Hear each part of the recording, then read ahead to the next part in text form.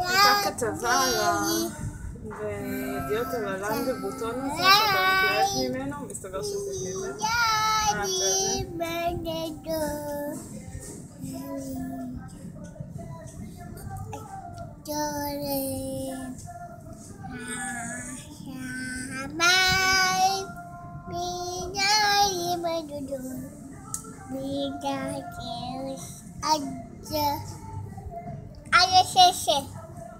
מה? קרדל? את זה? את זה? את זה? זה חריף. זה חריף, לא? בטח זה חריף. זה מאוד חריף. את רוצה לטעום? אני אתן לך. מילה טיפה על האצבע. תביא את האצבע שלך. תעשי ככה. זה מאוד חריף. לא, שימי על הצלחת קודם. על הקצה של הצלחת. טיפה אחת ותני לה עם האצבע. קחי עם האצבע. לא. תטעמי. לא. אי אפשר, זה לא טעים. אי אפשר, זה גדול, זה חריף. תנסי, הנה. אני אשים לך. אם תאהבי, אני אשים לך עוד. רוצה עוד קטשופ? לא, זה לא טעים, נוגה. טוב, שימי לה על האצבע. קחי, אני אשים לך על האצבע. תעשי ככה. תטעמי. תשימי בפה. אבל תנסי.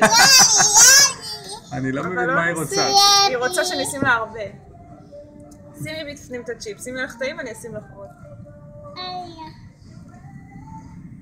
זהו, היא טעמה את זה? נו. את רואה? זה חריף. אוי ואבוי. אז זה לא טוב, הבנת? תשתי. את מבינה למה אמא לא רצתה לתת לך? זה חריף. זה לא טוב, עכשיו תאכלי.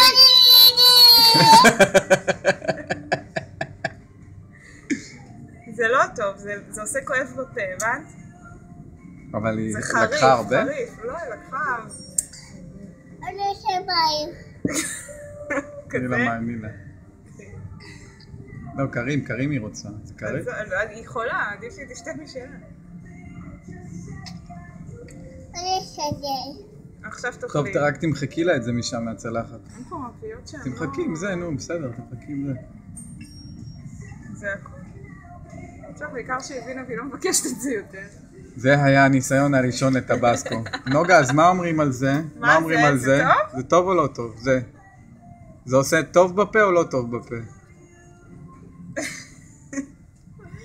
היא מתעלמת. המבורגר הגיע. תודה.